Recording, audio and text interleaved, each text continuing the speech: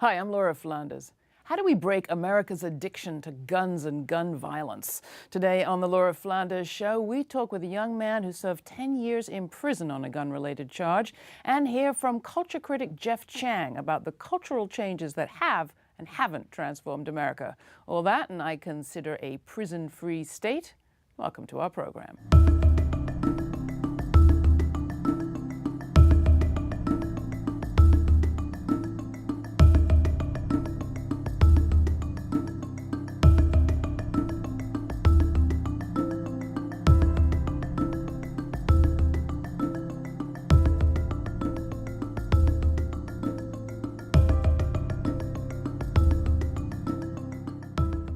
Marlon Peterson spent his entire 20s in prison, charged with second-degree murder and convicted of attempted robbery and assault.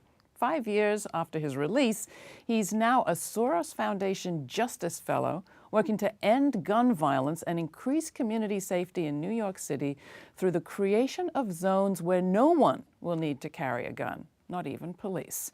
He's designed and implemented several youth empowerment programs and earned an undergraduate degree from New York University. He's also become a published writer. Marlon's the co-founder of the Precedental Group, about which more. I'm ever so happy to welcome him to our program. Marlon, welcome to the show. Glad to have you. Thanks for having me. Take us back to pre-prison Marlon. Introduce me to him. Who was he? What was his life like? What were his parents like? What was he up to? I hear a rumor of writing for Spike Lee and interning at the opera. Mm-hmm. Yeah, it's an interesting sort of story. So Brooklyn, New York, by way of Trinidad, I always put that out there. Grew up with parents, grew up as a Jehovah's Witness, actually, so I might have been knocking on your door at some point as a kid. So I learned, speaking in front of people and groups at a young age. Did very well in school, valedictorian of my grade school and things of that nature. But I think I always say that during my early teens, there was a series of very traumatic events that happened. Mm-hmm. One was very violent, well, both were very violent in nature. One was sexually violent in nature. And I think both of those sort of things, and just everyday sort of bullying for being the smart guy in school, I think in my teenage sort of logic, I felt like the best way to sort of deal with these sort of things was to sort of shift who I am and who I'm around. I can't be this prey. I gotta sort of be around other folks that's doing the praying. All that honor roll stuff sort of just trickled out quickly. Not quickly, just phased out. So by the time I got into, I went to college actually, New York City Tech, for a couple of semesters. Didn't do well, financial aid. I didn't know how to navigate that system, so I just dropped out. And then after a couple of months of just languishing, not doing much, just hanging around the neighborhood, hanging around the block, I decided to enroll in a technical school, Apex Technical School. I said, let me do something with myself. Mm-hmm. And it was about 3 months from graduating from it, just 12 days before my 20th birthday, when I was arrested in connection with a double homicide that happened in Lower Manhattan. I was the youngest of 5 folks. I was a lookout in the crime. And I was initially facing, it's funny, I was initially facing the death penalty. And I remember my lawyer saying to me, well, Robert Morgenthau, who was the DA at the time, Manhattan DA, well, he never pursues it, but he'll probably just pursue life without parole. As if it was okay, that's good for me. Great option. Thankfully, that didn't happen, yeah. But I was sentenced to 12 years. And now you have numbers tattooed on your shoulder. Yeah, 10-2-7, that's the only tattoos I have. 10 years, 2 months, 7 days. So out of the 12 years, I did 85% of that time, which is mandated through in New York State. So I was released. Went in when I was 19. I came out when I was 30, 31. You wrote in Gorka not so long ago that you spent a lot of time in prison, well, reading, learning, but also watching people become prisoners. What did you mean by that? It's a breaking down process. I always remember Angela Davis' book, and she had a quote that says, prisons are and jails are designed to make people, like in a zoo, obedient to the master but dangerous to each other. And inside of that space, there's nothing about the prison environment. I always say that initiates, that encourages rehabilitation, empowerment, none of those sort of things. People are able to do it in spite of the conditions of the prison system. So seeing folks, whether if they didn't have any family to visit, or they had no one to call or no one to write, so they was definitely not getting any letters or any visits. it isolates you in a way that's very inhuman. And not to absolve people for whatever they have done to get them in that place, but the very space of it, in particular as a young person, when I was usually the young person in the space, in the different jails I was in or I was transferred to, there's nothing about it that unless you have a tremendous amount of sort of familial support, or if you have some rock hard bedrock foundation on which to sort of build from, there's nothing there that's going to encourages sort of a successful time, or if you want to say that, a successful time inside those places. Something made a difference for you, which was letter writing.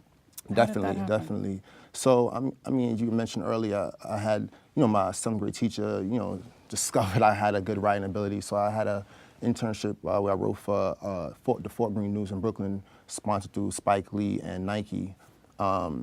And I sort of rekindled that ability and that talent while I was inside. So it started with me just writing to myself. So at this stand, I have like a huge library of journals from day one to the last day I was released on December 23rd, 2009.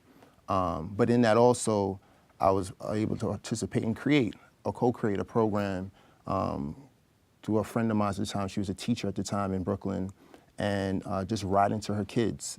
And it became just asking me to write one letter, just some words of wisdom, speaking about my experience. And it became a program where I would create lesson plans for the kids, and she would implement it, and they would each individually write me back, and I would individually write every one of those kids back, up to 50 letters every 2 weeks. And I often say that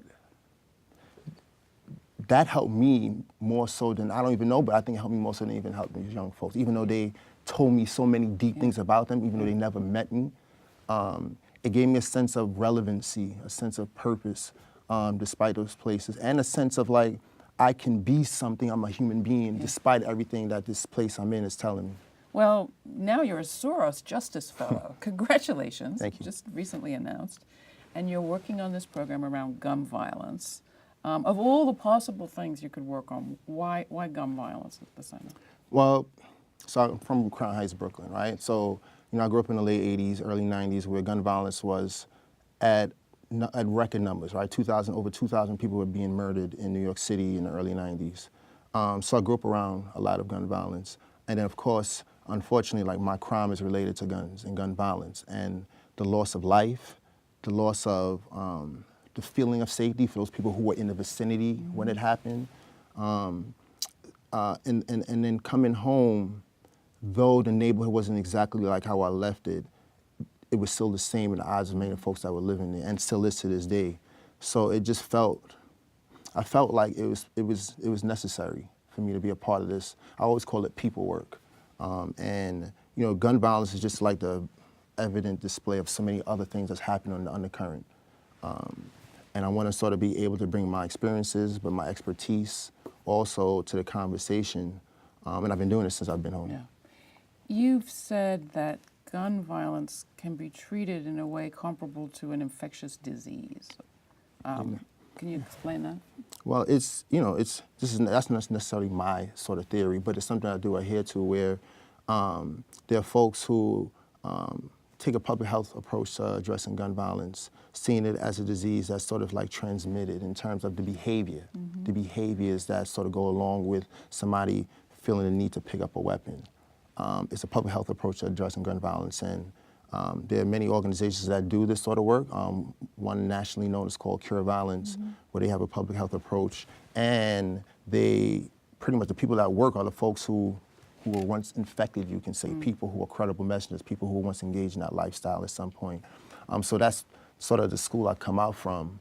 And then the work that I'm doing with the Soros Fellowship, as I said, there's two components usually to public health approaches. One is a behavioral change, and the other one is empowerment. So a lot of the folks that are doing the work around Cure Violence are doing a great job of the behavioral change.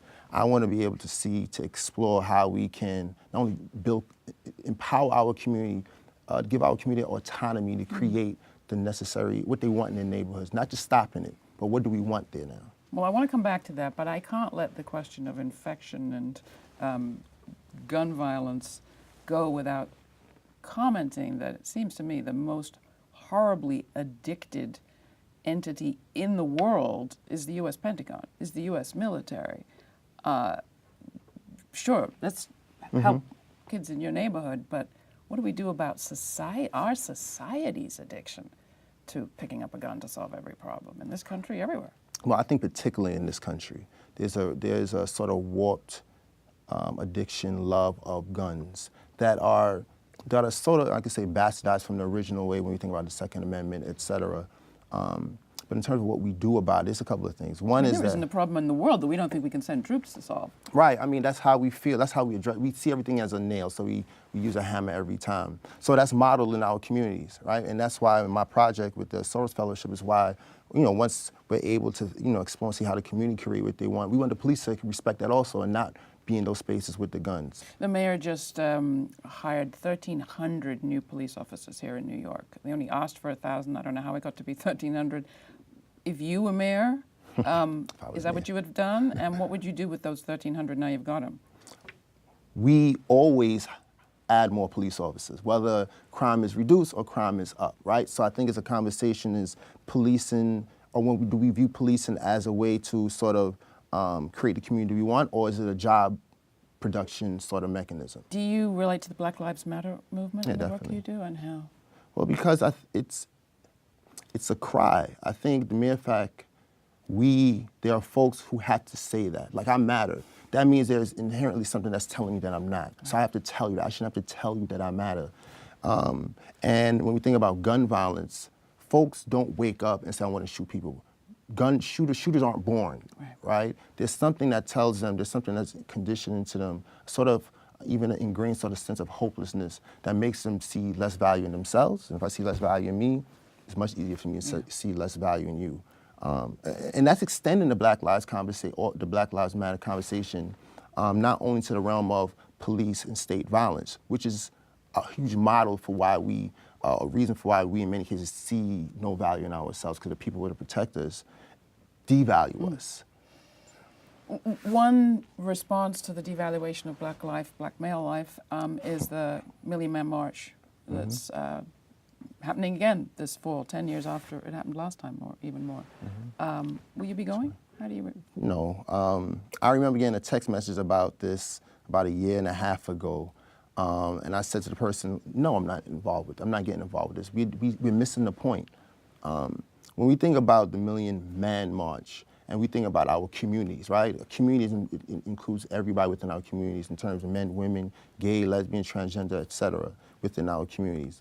The Million Man March sort of comes from the premise that we need to empower our men first, and then like everybody else will follow. And I don't know if that's logical, right? Just think about it. If when we thought about the eradication or abolishment of slavery, did they say, well, we're gonna free the men first and the women are gonna come along next? We kind of did say that. At least on voting. But that's the next part I was gonna go to, right? We didn't say that. We said that we need to free everybody, at least from the chains of slavery. It just made sense. We have a community of folks that are oppressed in the system of slavery.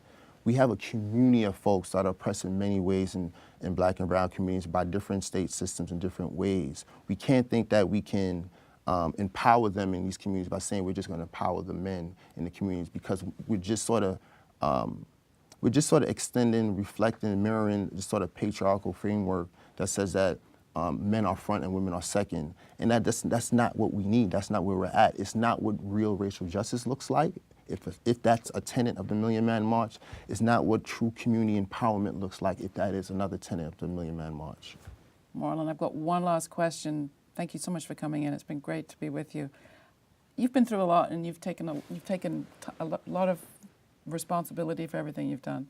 But you've also talked about the big structural underpinnings of the situation in which you found yourself. Ta-Nehisi Coates, writing recently, talked about forgiveness and his attitude towards the Charleston families who forgave accused shooter Dylan Roof after that massacre in the Charleston church. Coates said to him forgiveness was kind of aspirational. He would like to get there, but he's not sure he actually is there. How do you think about forgiveness? I think forgiveness, particularly in that conversation, it's skewed in terms of how it's applied. I think about, as that was happening in Charleston with Dylan Roof, in Boston, Sarnaev, similarly young boy who was influenced, everyone was shooting for this guy to be, no pun intended, to get the death penalty, which he eventually got. And there was no huge conversations about forgiveness around that young boy, around that young man. Bringing back the conversation around Black Lives Matter, I think there's a level of how we view certain life in this country, in this nation historically. And we view certain folks, white folks particularly in this country, in a different sort of way, value it more than Black lives. So, you know, and that becomes inherent in us, right? Inherent in Black folks. Black folks tend to look at white folks a little bit higher than they would look at other folks of their own demographic. It's also why we wage wars around the world, to keep things safe at home. And I think it's okay to forgive folks, and I think if somebody can find it in their heart to forgive him, I think they should, but we need to be able to do that around the board, right? The nation has been pushing people to forgive that young man. We have not been pushing people to forgive other folks who committed similarly atrocious, similar atrocities. And I just also want to add that, I mean, I'm a person who, I mean, I know to this day, and I know to this day, there are people in this world that probably hear my name and curse it. Mm-hmm. I understand that, and I respect that. And I hope that they could forgive me, and I would want it, that they would be able to forgive me. Even though I was just in the vicinity of the shooting, I was associated, my name was associated and will forever be associated with it, which sort of drives my work. So I believe in forgiveness. I would want folks to forgive me as well. And I think that person, if we're thinking about a restorative model of justice, like that person, Dylan Roof, at some point people can forgive him. But I don't know about right now. I don't think that I can have my mother killed today and forgive you tomorrow. I don't think that's logical. I don't think that is healthy. Thanks so much, Marlon. Great to have you. Thanks for coming in. Thank you. Pleasure. Mm-hmm. You can find out more about all the things we've talked about with Marlon Peterson and more about him and his writings at our website. Jeff Chang is one of America's leading historians and cultural critics, the author of Can't Stop, Won't Stop, a hit history of hip-hop. He's the author most recently of Who We Be, the colorization of America. I had a chance to catch up with him this summer in New York, not so long after the Charleston shootings. In a lot of ways, a lot of things have changed in this country for racial equality and cultural equity. I mean, we can watch Empire and Blackish and Fresh Off the Boat now on weekdays in prime time. And certainly musically, mainstream culture, all of that kind of stuff, we see sort of this happy rainbow country. But at the same time, the regime sort of colorblindness, what I mean by that is the refusal of folks in the US to see what it is that we are doing around race, recreates these structures of segregation, recreates these structures of inequality. Our refusal to see these things has created a situation in which, by all social indices, you know, the gaps are opening on income, on wealth, on educational attainment, on housing.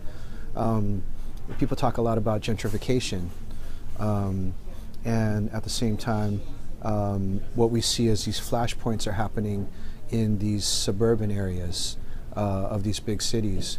Well, actually, gentrification is part of the same larger resegregation process that produces a Ferguson, that produces a Sanford, Florida, that produces West Baltimore, right? And yet we refuse to see these things. The book was really looking at, literally, visual culture over the last 50 years and how artists have tried to raise these questions from the 60s all the way up till now.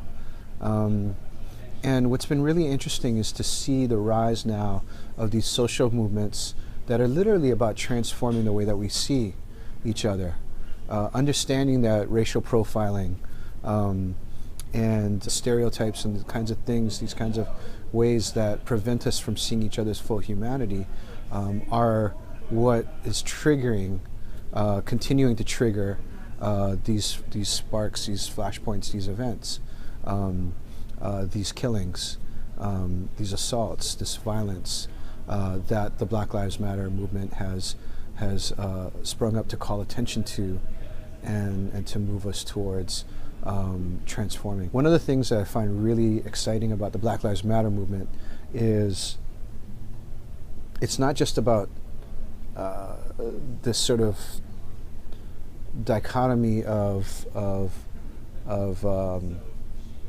blindness and seeing that is just about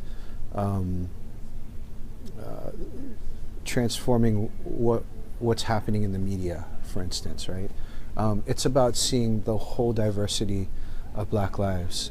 And what I think Black Lives Matter, what folks in Black Lives Matter argue is that if we can see the diversity of Black lives and why they matter, then we can see why all lives matter. We're in this weird kind of moment now where everybody's kind of looking for diversity. Diversity is kind of a fad right now.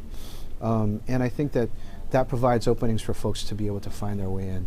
We've already seen artists like Kendrick Lamar, like D'Angelo, like Kamasi Washington, being able to step into that space and be able to articulate what even 2 or 3 years ago might have been really radical, too radical messages for the marketplace. Culture is implicated in capitalism intimately, in both the sort of ideological form that Nancy Leon calls racial capitalism, as well as actual factual capitalism.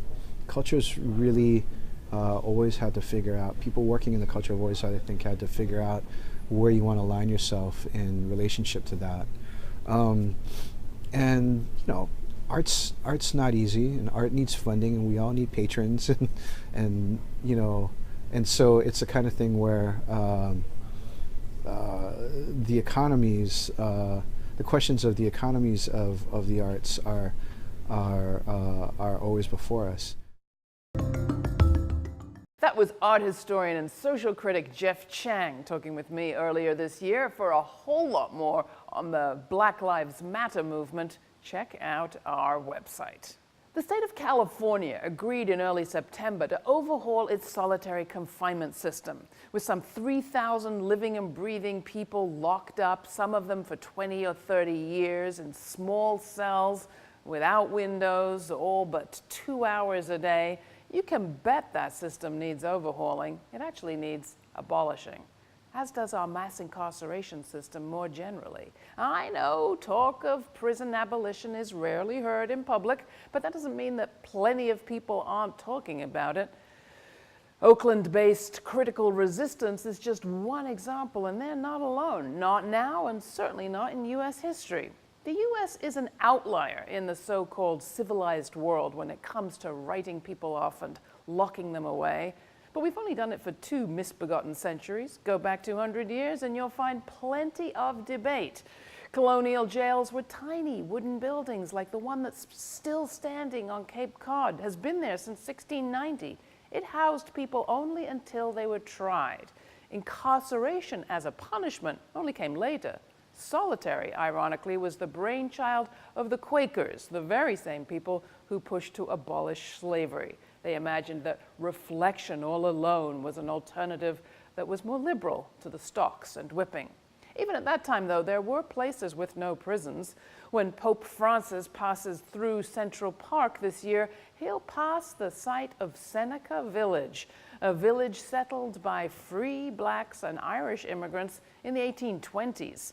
According to the New York Historical Society, Seneca Village held 3 churches, a school, several cemeteries, but no prison, until it was razed to build the park.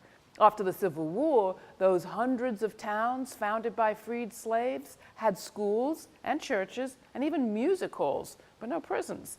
Anthropologist and novelist Zora Neale Hurston described one of them, Eatonville, Florida, where she grew up, as a, quote, city of 5 lakes, 3 croquet courts, 300 blackskins, 300 good swimmers, plenty of guavas, 2 schools, and no jailhouse. Abolition may not be as American as apple pie, but it's certainly not a foreign concept, and it's been around a whole lot longer than the prison industrial complex. To tell me what you think, write to me, Laura, L-A-U-R-A, @grittv.org. And thanks.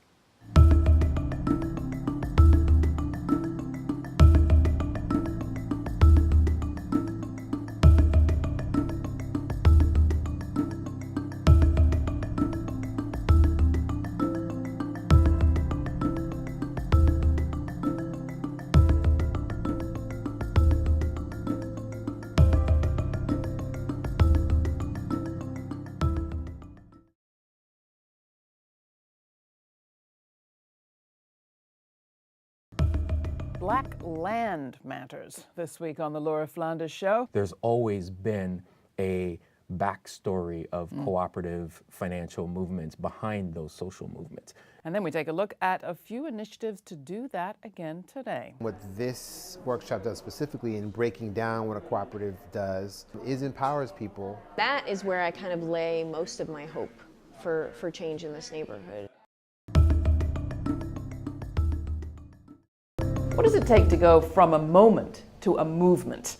Today we're dedicating the entire Laura Flanders Show to a special report from Baltimore. People in Baltimore are tired of just sitting idle, waiting for change to happen, so we're going to make change happen ourselves, whether it's through breaking the curfew, civil disobedience, or daily protest, whatever it is, we're going to do it.